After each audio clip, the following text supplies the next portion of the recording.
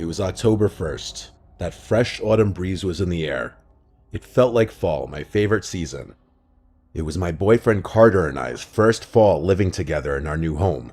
I wanted to surprise Carter by decorating the place with fall and Halloween-themed decorations before he got home from work one day. I thought it would be cute.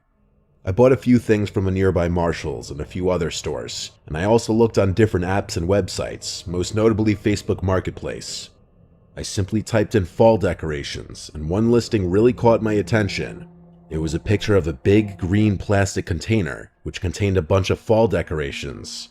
I clicked on it for more details, and more or less it said everything must go, entire container of fall-themed decorations for sale for cheap. The price was only $20. It was a steal if that entire big container was full of decorations. At the bottom of the ad, it also said, selling other stuff, clearing out house, everything must go. Check my profile. So I clicked his profile and looked at some of the other listings he had. There was a weird assortment of things this guy was selling. An allegedly new iPhone for $700, a few articles of women's clothing, and Christmas decorations. There were others, but I didn't go through all of them. The profile itself was kind of low-key. Everything was private. The man's name was Cody, and his profile picture was a close-up of a gray trucker's cap on a guy's head, but his face was covered by the brim of the hat. The cover photo was a blurry photo of a lake. I messaged the profile, and he replied instantly. I asked what kind of decorations were in the container, and he said all sorts. Tableware, outdoor decorations, etc. So I excitedly told the man I would come by them today if he were available. He confirmed he would be around later on, closer to 9 p.m., as that's when he'd get home from work. He sent me an address. I looked up the address on Google Maps Street View. It was not in the best town, honestly, but the house looked completely normal. 2 cars in the driveway in the Street View picture, lawn kept nice, so I agreed to meet. I had my friend Sally come with me just to be safe. I went to pick up Sally across town, and we were off to this Cody person's house. It was a half-hour drive. Sally and I had some time to catch up on the drive there. When we got off the highway entering the town that the house was in, Sally started half joking around about how sketchy the area was. I say half joking around because I know she was saying that partially to be funny and make light of the situation, but also because everyone just kind of knows this really isn't the best town. It was dark out though, so honestly we didn't see much besides streetlights, traffic lights, and some storefronts. As we got closer, I saw my phone screen turning on as it vibrated in the cup holder of my car. At the next light, I checked my phone and saw that it was messages from Cody on Messenger. He said, "When you get here, you can come right in." I showed it to Sally and she said, "What the hell?" We both could agree that that was a bit uncomfortable and that we'd ring the doorbell anyway. We pulled up to the house, and surprisingly, there were no cars in the driveway. There were dim lights on in the house, though, that could barely be seen through the closed blinds of the windows. I messaged Cody back saying, "We're here, can you come to the front?" Sally and I both watched the house as I waited for a response. And then we both noticed at the same exact time, at one of the windows, the blinds slightly shift, indicating someone was watching us through them. Then, just as quickly as we noticed it, the opening in the blinds closed. A few seconds later, the front door opened, and Cody messaged me back saying, "I'm at the door, you can come in." It was a bit of an unsettling situation, and I was just happy I brought Sally along. The two of us got out of my car and walked closer to the front door. Before getting too close, I called out Cody's name a few times, only to get no response. Sally whispered we should leave. I took a few steps closer and said "Cody" one more time really loud, and there was no response. I turned and whispered, "Let's go," and we started walking back to the car, when suddenly I heard a guy say, "Hey, yes, I'm here, inside." We turned and saw a man at the doorway, but only about half of him. He was like peering only half of his body around the door. He waved us inside. Sally and I cautiously turned back and started walking back to the door. As I got closer, he fully opened the door, but then also walked out of view. We walked up the steps and into the house, keeping the front door open, and right away got hit with a strong scent, like that cotton scent from an old person's house mixed with something very unpleasant. We heard fast and heavy footsteps moving away into another room, followed by his voice saying, "It's over in here, come here." His voice was freakishly deep, like it was intimidating. I made sure Sally was right by my side before entering the adjacent room. We were faced with a very weird sight. A dimly lit living room with a depressing pinkish red carpet and really old looking furniture. But the smell in this room was putrid. It smelled like actual death. In the middle of the room was a red container with a green lid on top of it. There was this Cody man standing just over the container. This was the first time I got a good, clear look at the man, and he was not a friendly looking man. He invited me over to come open the container. I took note of the fact that this container was not the same color as the green container that was in the picture on the Facebook ad. It also was a completely different shape from the looks of it. I asked him to open it himself, and he said, "Well, you're no fun." That comment already had Sally and I inching backwards in the direction of the front door. But when he lifted the lid off the container and we were suddenly blasted with another putrid smell, we turned for the door and left in a hurry without looking back until we got to the car. Sally kept telling me to hurry up. By the time my car was on, all I know is the front door to the house was already closed. I don't know if he was watching us through the window again. We were gone very quickly. We never actually saw what was in that container. It was definitely not decorations, though. After telling Carter about all of this, he asked for the address of the place, and I told him not to go there. He assured me he wouldn't, he just wanted to look up the house, so I gave it to him.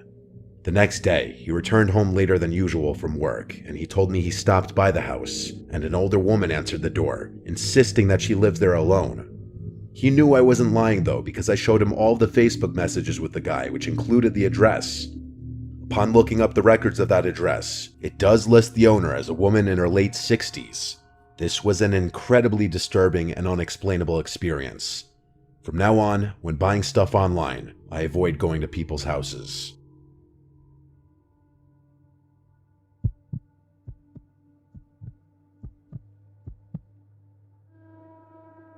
It was 2019 when this happened.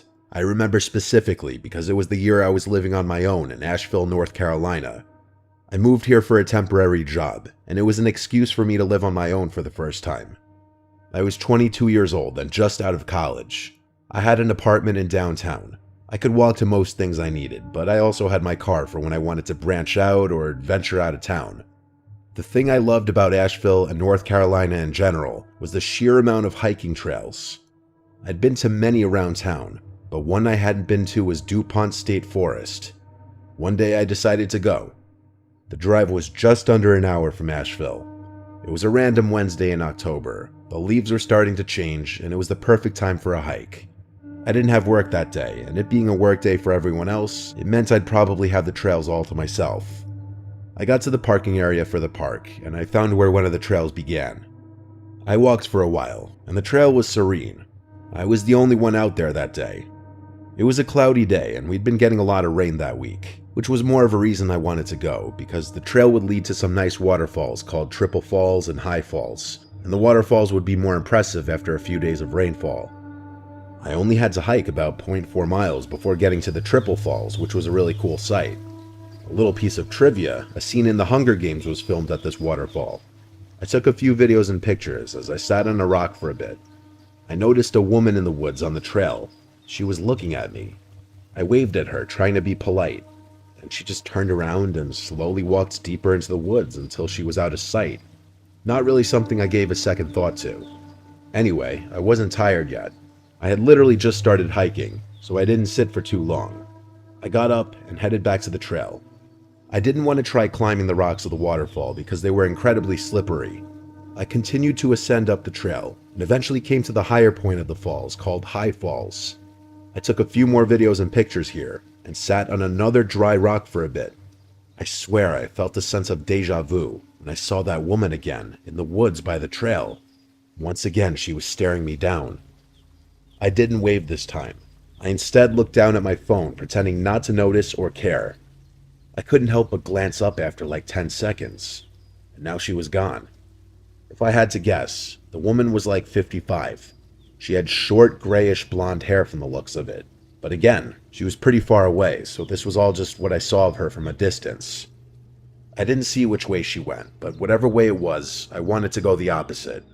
I kept walking the direction I'd been walking, and eventually came to another landmark of the trail, the covered bridge. I once again stopped here to take a scenic video and a few photos. I drank a bit of my water, and then looked at the end of the bridge from the side I had just walked from. I saw that woman. I swear I didn't see her there before I started taking videos and pictures. I also didn't hear anyone walking behind me. She was once again staring right at me as if I were doing something wrong.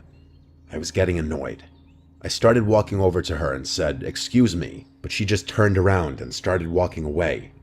Actually, the speed at which she was walking away for someone at her age was unsettling. I almost felt concern at the possibility that she may have been somebody with special needs that needed help, but I didn't convince myself to go chasing after her. I just leaned on the edge of the bridge for a few minutes before deciding to turn back.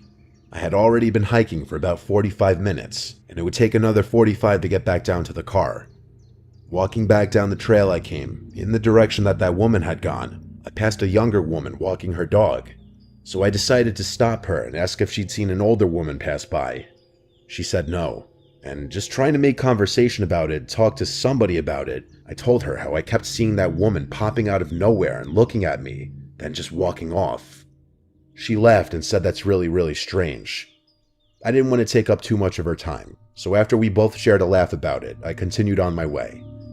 The entire way down the trail, I grew a bit paranoid that I'd see that woman lurking around in the background somewhere again, but all was quiet on the way down. I passed one other person who gave me a friendly smile and a nod. Other than that, I made it back to my car undisturbed. Later that day, I went on a date with a girl I was seeing there. We went to our favorite local bar to get some pumpkin spice beers and watch baseball. I told her about the woman on the trail, and she found it amusing, because honestly it did sound funny. After that, I went home. Fast forward to that night when I was in bed. I hardly ever wake up in the middle of the night. I'm a pretty heavy sleeper normally, so me waking up in the middle of the night in the dark was unusual. I was still coming to when I heard something at the foot of my bed. I looked up and saw the figure of a woman at the foot of my bed. I felt as though my insides had just fallen out of my body. I started screaming so loud that I'm sure my neighbors could have heard it, even with the windows closed. I started crawling against my headboard, trying to distance myself as much as possible from the female figure at the foot of my bed.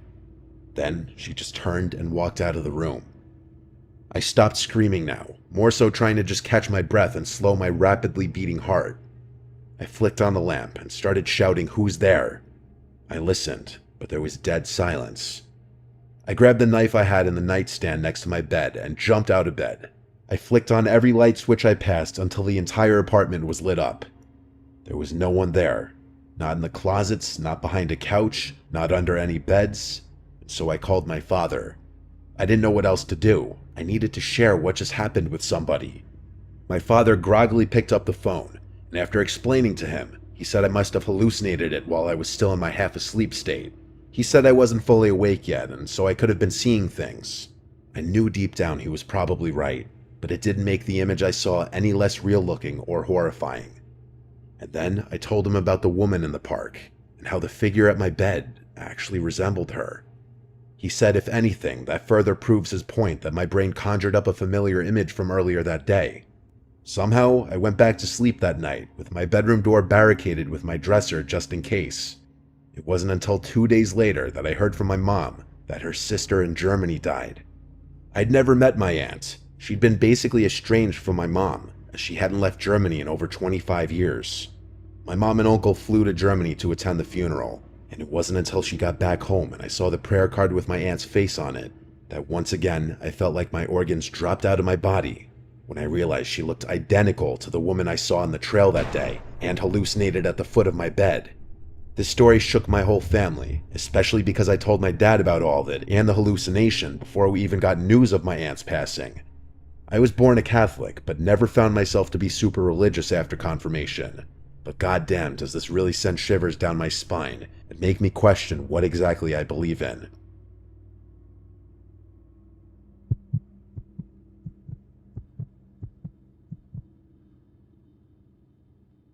My friend Carlos and I like to do stupid things together.